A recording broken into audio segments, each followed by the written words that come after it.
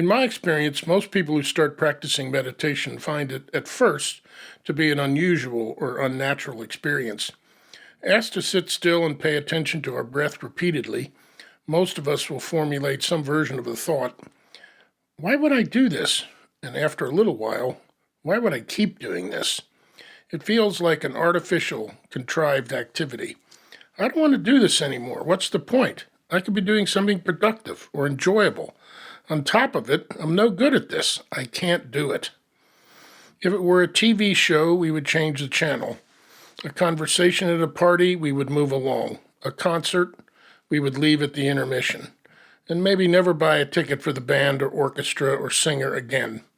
A website, we would bounce. I have indeed seen people leap up very early in the proceedings and leave for good.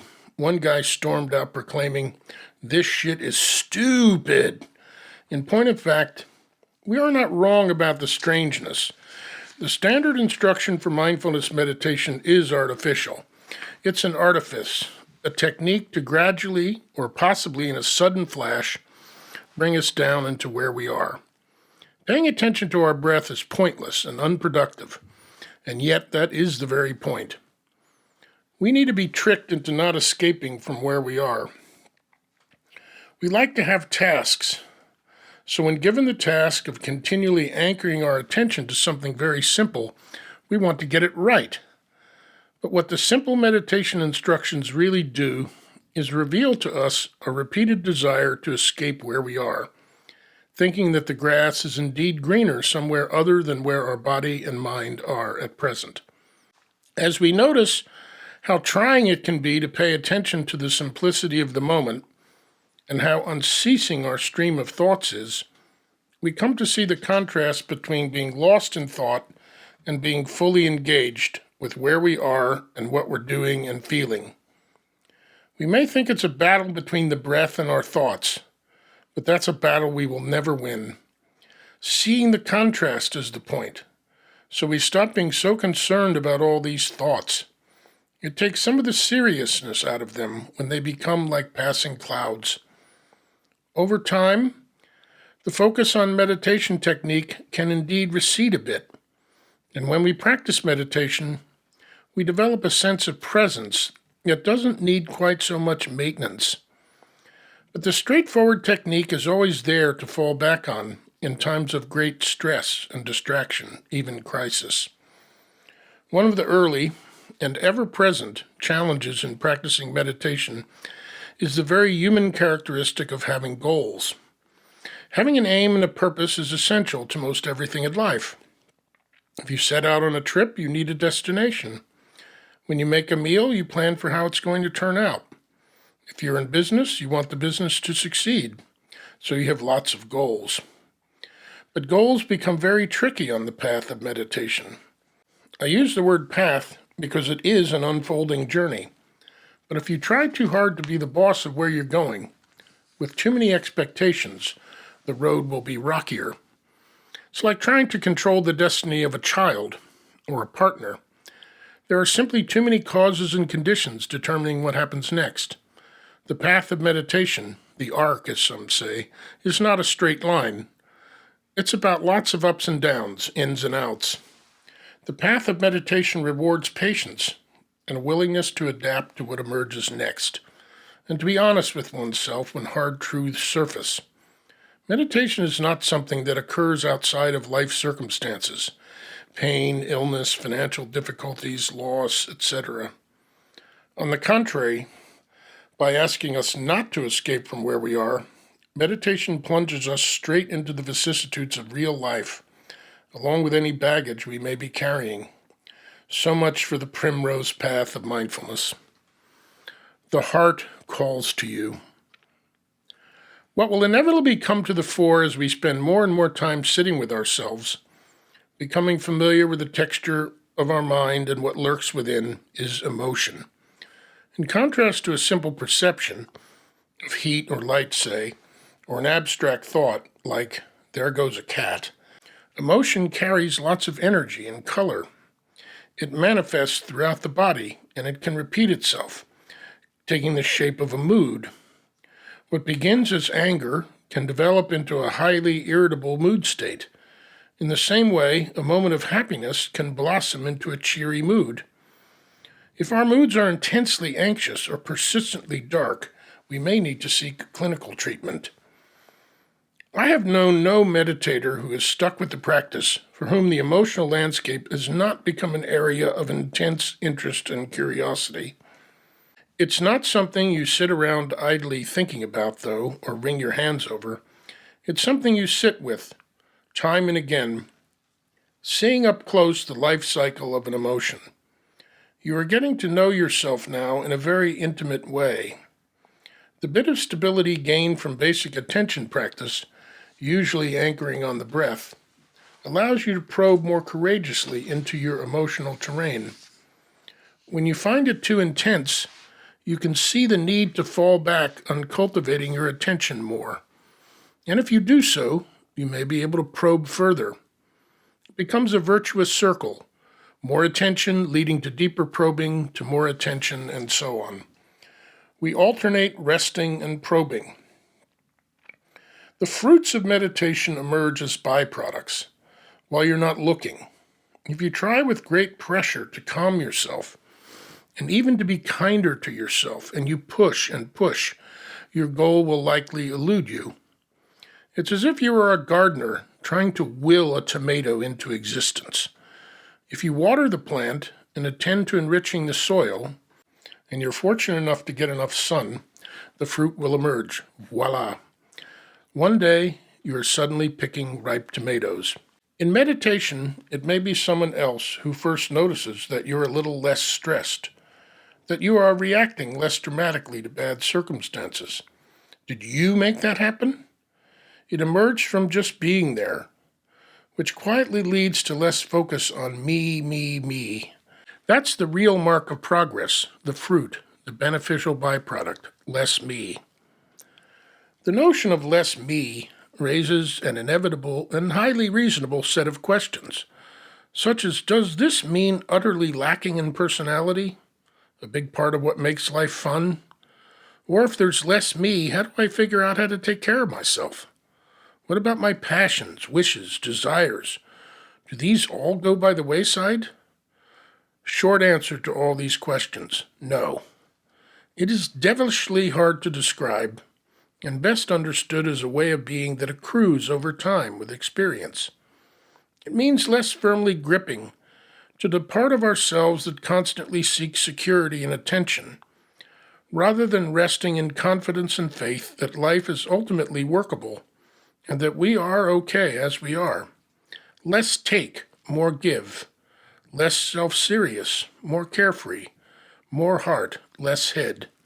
Your pain and your plight is not of paramount importance. Everyone's pain is of paramount importance. Widening your scope from within. Meditation is one of those aspects of life that rewards an amateur's approach. In the original sense of the word, an amateur. One who loves. We do it not to become skilled, proficient, or professional, but out of a growing, passionate curiosity about the nature of our mind. It rewards a beginner's attitude, a willingness to not know, and to see oneself as a perpetual student. So in some sense, the middle of the path of meditation is more beginning, more opportunities for less me. In seeking to find those opportunities, though, we may also find ourselves wanting to share what we're doing with more people, both in terms of introducing people to mindfulness practice and finding fellow travelers and guides. When you're committing to this kind of uncommon inner exploration, it sure helps to have company. Mindfulness is extremely uncommon in the day-to-day world. So many things you encounter are trying to lure you into an experience that distracts you from being with yourself. With meditation, you are intentionally going inside and not hiding from what you find there. It's nice to have friends then, including ones with more experience. It can get lonesome. There be dragons within. As we explore less me, we may also try to adopt more practices and put structure into the ways we weave practice and life together. In general, we reach in more as well as up and out. Reaching in more can take the form of periodic longer sessions of meditation. And if anything can be said to mark a transition from the beginning of the path of meditation to the middle, it's breaking through the restlessness barrier and finding the simple ability to be with oneself longer without running away. This ability becomes the doorway to deeper exploration, both on your own and with others. Eventually, inevitably, the point of mindfulness becomes how we relate with other people. Some people define mindfulness as close, focused attention, and define awareness, or panoramic awareness, as attention that takes in a greater scope, more of our surroundings, and more of what's going on with others. At times, we need a tighter focus to rein in our wild mind. At other times, we can be looser and more expansive. Our early explorations into our emotions may lead us to recognize a need to be, first, kinder to ourselves, and then to extend that kindness to others. We are motivated to do so because our mindfulness practice has likely put us in deeper touch with our pain and the pain of others. To the extent we have found relief, we want others to find that relief. It's a gift we've received that we simply are bound to share with others. Our generosity may take the form of an actual material gift, ongoing encouragement, or the gentle suggestion to try some mindfulness. Our reaching out may also take the form of applied mindfulness, which may be personal, like mindful parenting or deep listening, or societal, like mindful education or leadership, or a combo of both. The lines are not hard and fast. Deepening your dive. As we reach up, developing more meditative skill and the byproducts of that skill, and out, connecting with more people and sharing our meditative gifts, certain pitfalls can begin to emerge. We may begin to become proud of our little meditative accomplishments. That's the power of me creeping back in. It's the beginning of starting to become a meditating asshole. You actually start to think that because you meditate and or practice yoga or whatever well-regarded beneficial thing you do, it means you are a big deal. You are not. Another pitfall, particularly associated with helping others and cultivating kindness, is burnout and resentment. We forgot to take care of ourselves, or we got caught up in the glory of do-gooding. There's that damn me again. We hit a wall, and if we hit that wall hard enough, we can even be traumatized. I've seen the path of meditation come to a dead halt for people under these circumstances. What the hell was the use of all this work on myself and on helping others if this is how I ended up? A beneficial principle at this point is that however much we reach up and out, we also need to reach down and deepen in equal proportion. It's like a tree. As the tree grows up and out, it also has to send down deeper roots. It finds nourishment from above and from below. Deepening in this case means more of the basic kinds of practices we've relied on from the beginning. Time spent paying simple attention, noticing our emotions, being kind to ourselves, kind to others. We need refreshment and restoration, water and nutrients from the earth. This basic image of the tree has been a powerfully helpful one for me as I learned to let go of arrogance and overextending repeatedly. We can never stop learning that lesson. As the economist John Maynard Keynes famously quipped, in the long run we are all dead. So what of ends? What is the end of the path of meditation like? What are the final stages? There is no end. When would you stop cultivating peace, caring for others, love, and strength? The most I could say is to report what I have observed about people I admire who have had a very long relationship with meditation. They have a very light touch, a sense of humor, a carefree quality.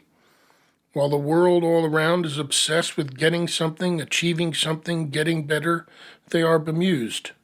They are compassionate, and yet they know that compassion goes way beyond being nice. Yet the most compassionate thing you can do is help someone to become less focused on themselves and their big ideas. They couldn't care less. The outcome doesn't really matter, and yet you feel their warmth embrace you. Perhaps there is so little me clinging to self-centered concern that there is virtually no me at all. Okay. Anything we need to read?